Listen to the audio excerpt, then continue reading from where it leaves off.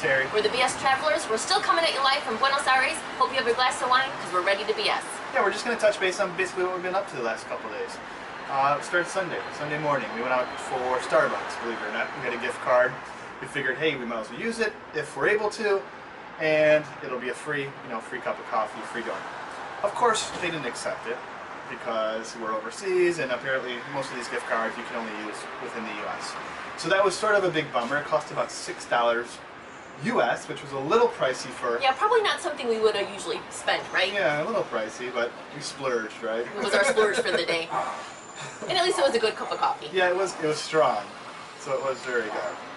We want to talk to you about the pizza here. Being from Chicago and being just surrounded by fabulous Chicago-style pizzerias, I mean, that's just something we've grown up with our whole lives. We were so shocked to walk down the streets and see that they have a pizzeria called Kentucky Pizza. Now, granted, we have family in Kentucky, so it holds a little special place in our heart. But Kentucky Pizza? We're like, they didn't think about New York or Chicago. No, it's Kentucky Pizza. Not Kentucky Chicken, Kentucky Pizza. We're like, it was actually pretty good. It was actually really good. I was expecting something. Reading about Kentucky, reading about pizza in Buenos Aires, you hear a lot about how it has a lot of cheese or maybe not enough sauce.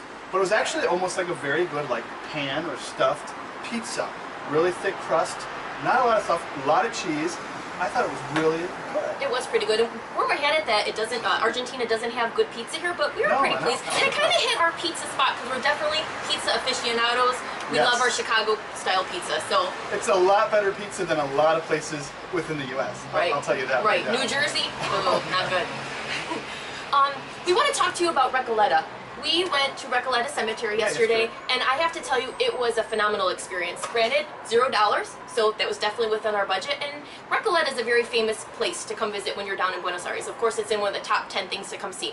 But what was interesting to us, and might be interesting to some of our viewers, is that, yeah, you know that there's going to be all these famous people buried there, you know, the whole Evita thing, Eva Perón, but when you walk around the cemetery and you see all these broken crypts, you don't realize that there's going to be all these open coffins.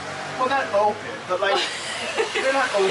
Okay, they're not open, you're not seeing but dead you can literally, body parts. Because a lot of these tombs are so old, it's just basically the gate, and a lot of this gate within the tomb, or to open the tomb, is glass. The glass is shattered. So you can literally put your hand through and touch somebody's casket. And it's very eerie.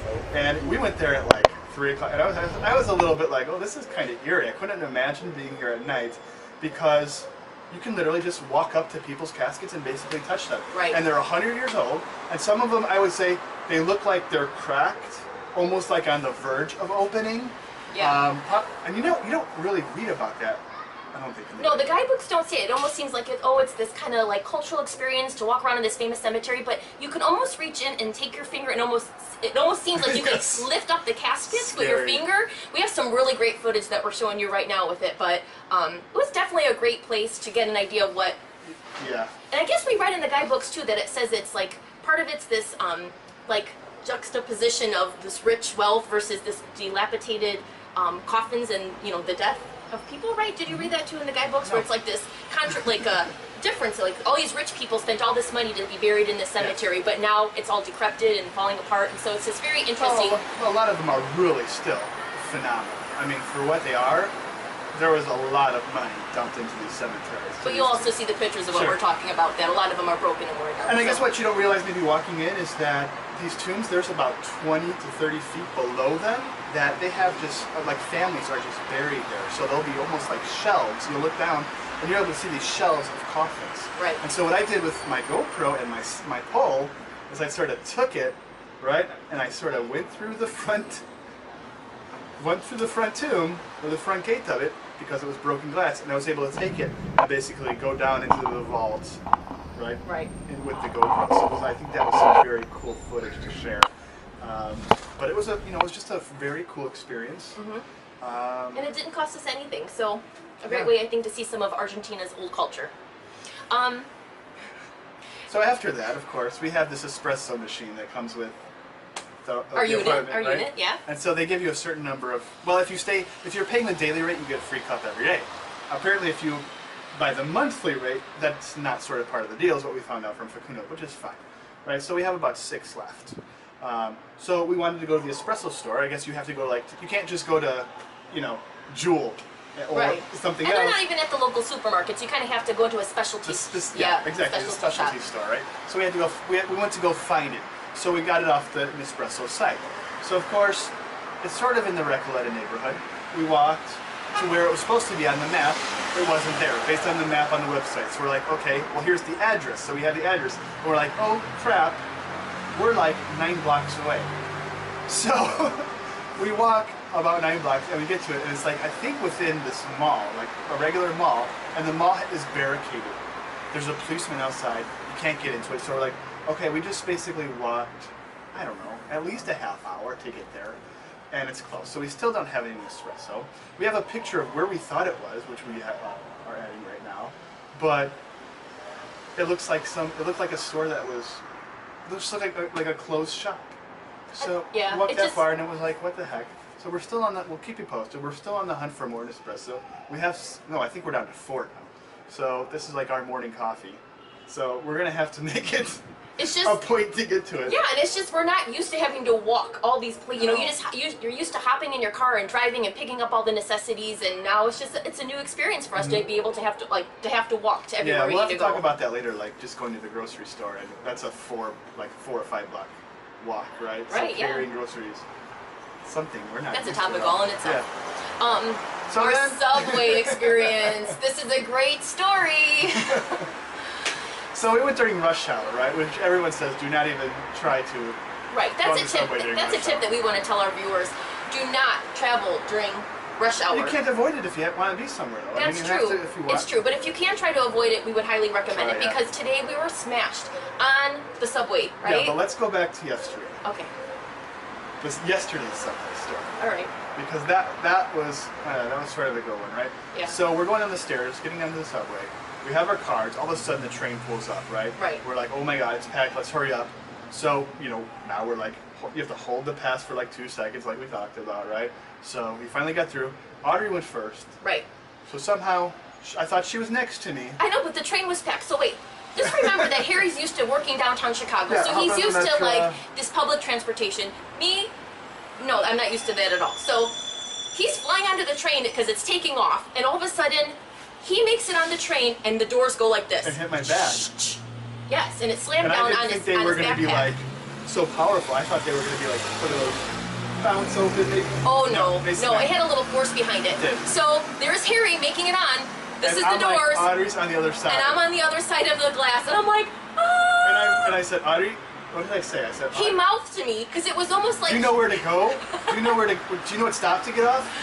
What did I say? I'm like... He said, are you going to be okay? Are you going to be okay? Like, do you know what stop even to get off at? Because I'm not very savvy with getting around and directions and... So then I just saw, like, every single person we talked to prior to this trip basically said, stick together, stick together. Yeah, the one piece of advice they kept giving us. So I'm like, it's like 3 stops. It's only like 3 stops until we were supposed to go. So I'm like, the whole time it's echoing in my head, stick together. And of course, so now I'm thinking, am I ever going to see her again? Is she going to get mugged and I'm going to get blamed, or is she going to get killed and then I'm going to get blamed for it somehow, and then I'm in prison? All these horrible thoughts are going through your mind. So then I thought, okay, this is going to be really cool. I'm going to have footage of sort of us coming back together, right? Right. I thought it was going to be great. So I had my GoPro. I'm sitting there.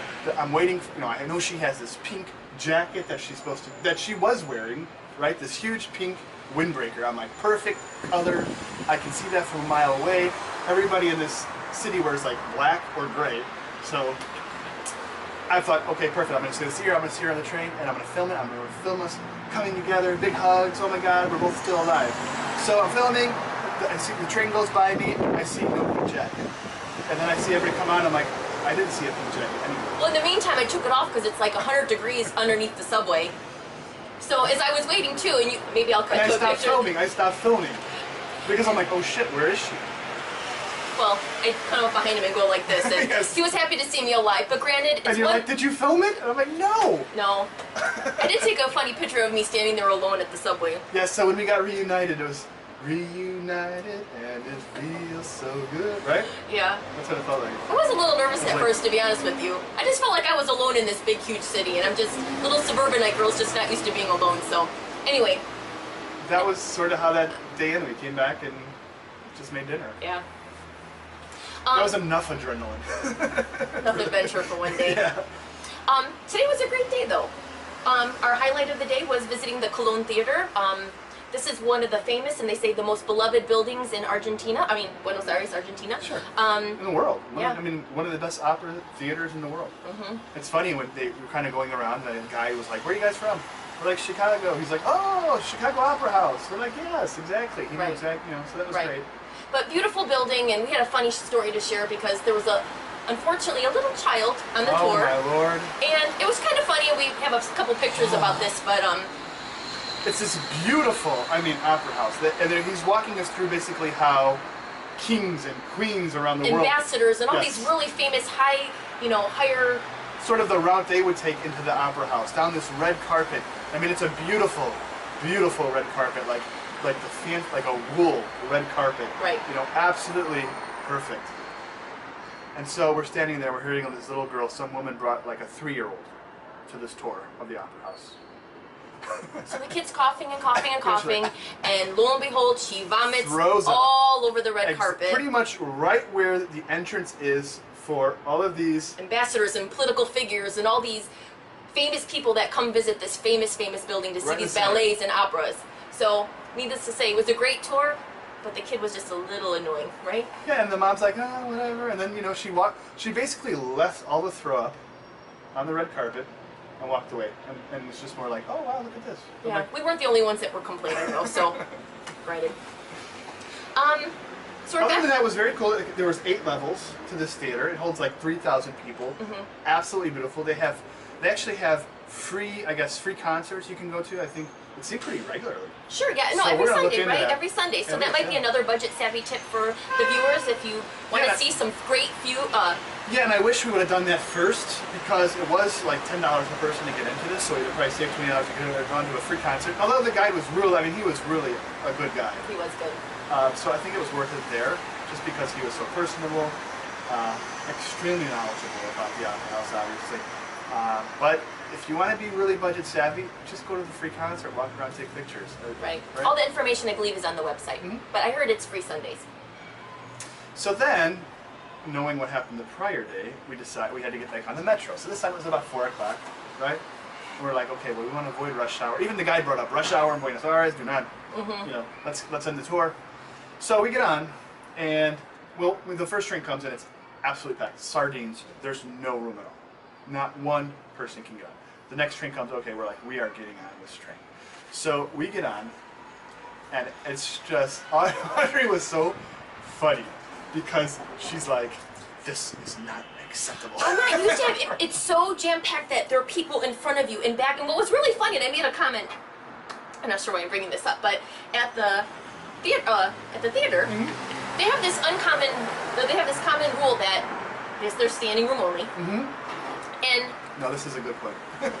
the men and the women in these little balconies that they have, it can only be standing room for men and standing room for women only. Yeah, so like the 4th floor was women, the 5th floor mm-hmm. was men, I believe, something like that. And then the top floor was sort of like the promiscuous room, right? Where men and women could stand together, but it's very dark, it's larger, there's more space. You can look into that on your own time. But the guy did say, dark room, men and women, standing next to each other, in close proximity. He's like, it just happened. So we said today, well, why is this not the same rule that's, used on the subway? Because we are jam-packed next to one another, and it was kind of uncomfortable, I have to say. And not only, like I said, it's still like 100 degrees on the subway, so. I've taken public transportation around Chicago, so I wasn't too blown away. It was a little tight, though, but it was funny to see Audrey just sort of in that environment because she was just like, this is unacceptable. Oh, a little claustrophobia coming in, I think. I love that. And there was a guy, he was in a suit, he understood English, so he was kind of laughing at us. I think he kind of was getting a kick out of this. Big time. And then I remember, like, we came to our stop, and I was getting off, and I was like, is this our stop? I'm like, no. And then the guy left. He's laughing, because he knew, I'm like, no, it is our stop, so then she got off. But, yeah, he was entertaining by himself. So he made the trip a little bit better. People were in good spirit. And then tonight, let's just talk about tonight. Right, tonight we are off to the cathedral. It's this dance hall, La Cathedral, and a fellow travel blogger had recommended this to us. I guess it's this great kind of underground place you could go to learn tango. So at 9 o'clock tonight, we're gonna go for our first tango dance lesson. Yeah, I guess it's lessons, and then I guess it's open floor. Yeah, open floor. We can spend the night, so it's a great budget-savvy way to get a taste of the local tango dancing. Well, let's hope, right? Yeah, we'll see. Find out. We'll see. We'll let you know. All right, thanks for joining us again on another episode, and stay tuned.